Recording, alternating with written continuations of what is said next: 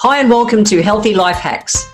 I'm Jennifer Jefferies, the present-day wise woman, a realistic naturopath coming to you from the surfing beaches of Australia.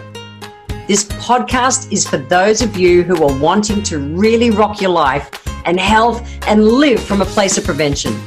Let's get into today's episode. I dare you to ask for help.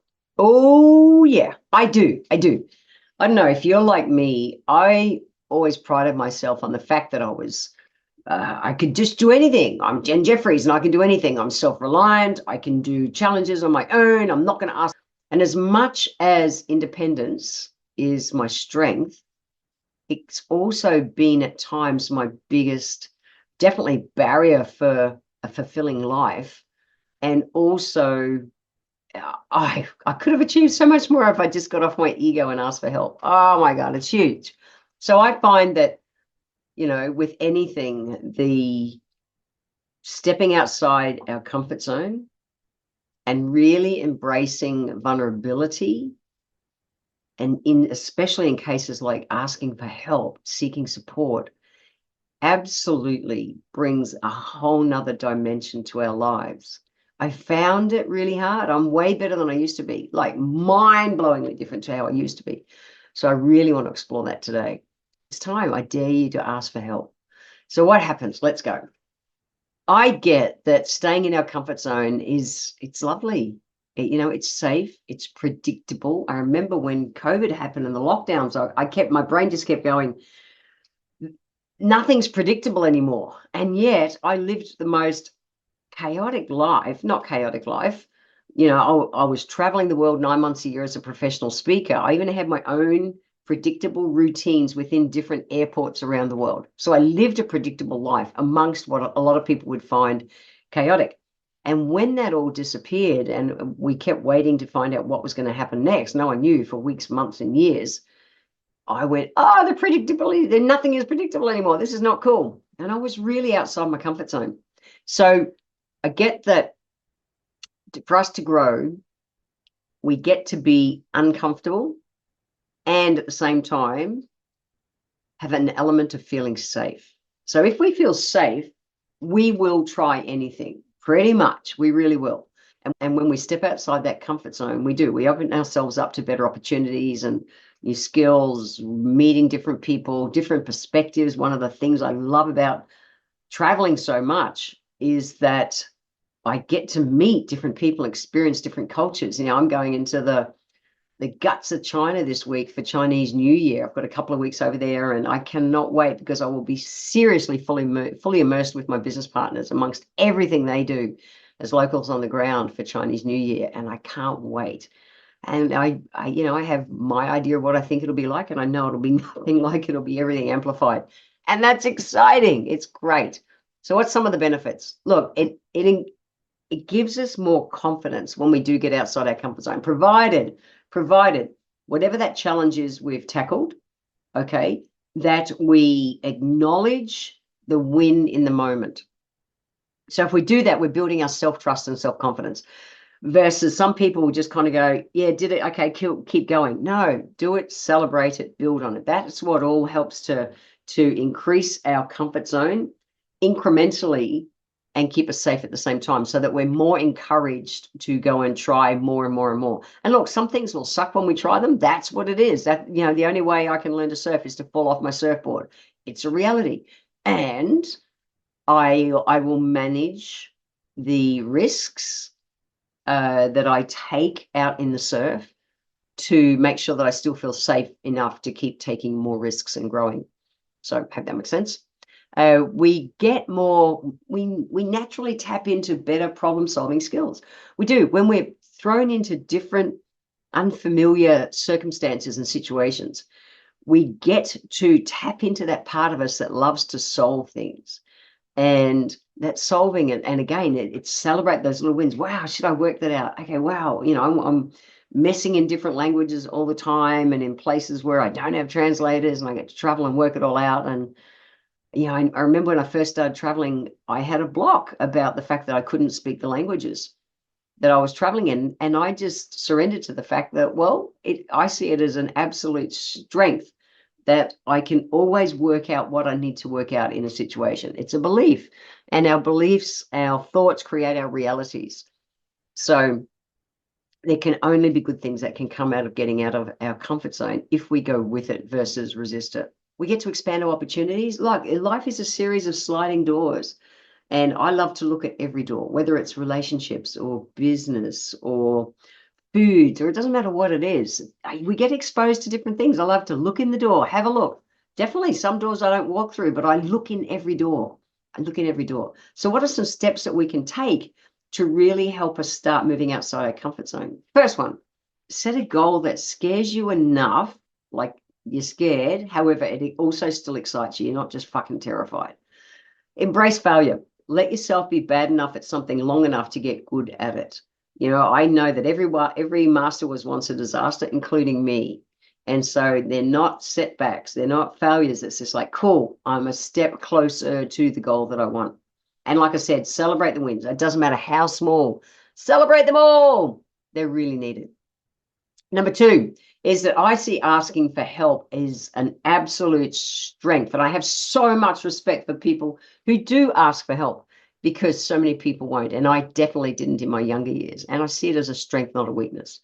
So if you have been one of those people who's been seeing it as a weakness, get off your shit. It's a strength. Start practicing it. And the more we do it, like anything, the more we do it, the easier it is, the better we get at it. Some of the benefits of asking for help is that we get to tap into the other person's expertise, life experiences, all those kind of things, and we can fast track what we're wanting to achieve. That's important to me.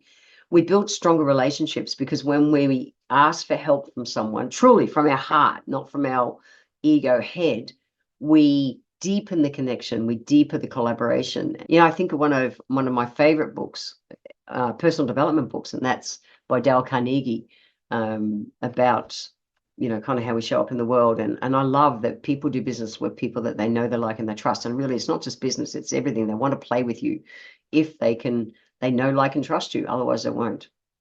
And also, when we ask for help, we absolutely start to, you know, reduce our stress, because it can be two people. We're sharing the load of whatever it is we're wanting to do. So what are the steps? Make a list of people who, you know, think of a goal, think of some of the people that could be part of the solutions. So whether it's friends or mentors or professionals, I've been paying mentors to coach me for decades, because I know the benefit in being able to help me see my blind spots, help me see around what's going on so that I can succeed. It just helps us fast track stuff. So when you're asking for help, be clear what you're needing. Ask from your heart, not from your head. And know that they have the right to say no as well, whoever it is you're asking for help from. So don't get bent out of shape if someone goes, under the pump, can't do it at this time. Just ask from your heart, all right? With no hooks or, you know, crappy expectations. And then be incredibly grateful for whatever help that person can give you. Gratitude is everything. The next one is how vulnerability meets strength. Have you ever wondered how your life could have been different if you'd had access to this type of content at a younger age? Look, this is why I need your help. I'm working to build the #1 platform that gives real and easy to integrate healthy life hacks and mindset to help you get well and stay well. This show only grows by word of mouth and new subscribers. It would mean the world to me if you could click the subscribe button right now, leave a 5-star written review, or drop a comment below. Share this episode with a friend and I would be forever grateful. Now, let's get back to this week's episode. Asking for help, like I said, takes guts, absolutely, and also a certain amount of vulnerability. However, that vulnerability, when we do it, we have to let go of perfectionism. We have to let go of thinking that we're the only ones who have the answers. We get to let go of the fear of rejection or failure. It's like, you know, whether that person says they can help you or can't help you. It all is there. And so vulnerability is very real. But some of the benefits of it, the more we allow ourselves to feel vulnerable, the more we find our true, authentic selves. Our relationship with ourself deepens and our relationships with other deepens. The art of asking for help, like I said, can be, you know, really hard at times, but it builds our resilience, and it becomes liberating for us when we realize we don't have to control everything. All we can ever control is how we respond to anything. And when we free that stuff up from our brains, we're able to really focus on what truly matters. So be gentle with yourself. Have self-compassion as you're going through this process of asking for help, and be gentle with other people. Like, just be so supportive of whoever and whatever is in your realm as you're going through this, as you're stretching your comfort zone. Start small, like I said. Have a goal that is scary and exciting at the same time. Don't go to the big, hairy, audacious goals. I know people say, have big, hairy, audacious goals. Well, shit. If it's going to be that terrifying, most people won't even start it, let alone try and achieve it. I want people to succeed in life and build on their successes. So start small, be scared but excited. And it's like, we do achieve, whether it's something, a result we wanted, or one not. If it's not, we tweak, move forward. If it's one we've achieved, that, cool. Okay, so how can I grow that again? Keep stretching our comfort zone a space at a time. Feel safe while we do it, and you'll bring better, long-term, sustainable change to your life. I'm all for ripping the Band-Aid off and just going for it at times. I want sustainable change in people's lives. So do what works for you. And the ripple effect that we're not even aware of us getting outside our comfort zone, whether it's to ask for help or whether it's to try something different, we have no idea the ripples. The people who are silently watching what we do, we have no idea the influence we're having. So just do it. Do it for you, and know that these are tiny steps to help leave the world a better place. We get to leave the world a better place by working on us, growing us, getting outside of our comfort zones. Okay, we show others that it's okay to take risks, ask for help, get the growth. We just do. And so as we grow ourselves, we uplift others in the process without even realizing we are, but we are. Our growing us gives others the permission to grow themselves as well. That's so cool. It's so cool. So it's worth it. And I dare you, I truly dare you to think about what in the next week that you could, what one area you could get outside your comfort zone. It might be that you're asking for help to get a mentor to help you fast track stuff. It might be that you're going to start really looking your partner in the eye and when you talk to them and really deeply connect, or your kids, or your cat, or your dog, whatever, but really get uncomfortable and be present. That's such a hard one for people, okay? You're not doing it on your own, and you're showing courage opens so many doors for you and the world around you, and in ways that you haven't even imagined yet. I promise. I live a life where I choose to live my life in what's even outside the comfort zone. You got the uncomfortable zone, and then you've got the unknown zone. I love putting myself in those situations because it has just brought so much to my life. But it starts with just getting uncomfortable at a pace that works for you. Don't let anyone tell you, you have to do this and rip the Band-Aid off. Well, you don't. You get to choose. However, make sure you're still growing. So yeah. I want to thank you for being here today. If you enjoyed my podcast, please let me know by leaving a review on Apple Podcast. Every month, I draw one lucky person who leaves a review, have a free 1-hour consultation with me. Be sure to subscribe to the show wherever you're tuning in from so that you always catch the next episode. I welcome your emails, and you can write to me at podcast@healthylifehacks.com.au. Until next time, remember, when it comes to life, live it, love it, and get on with it.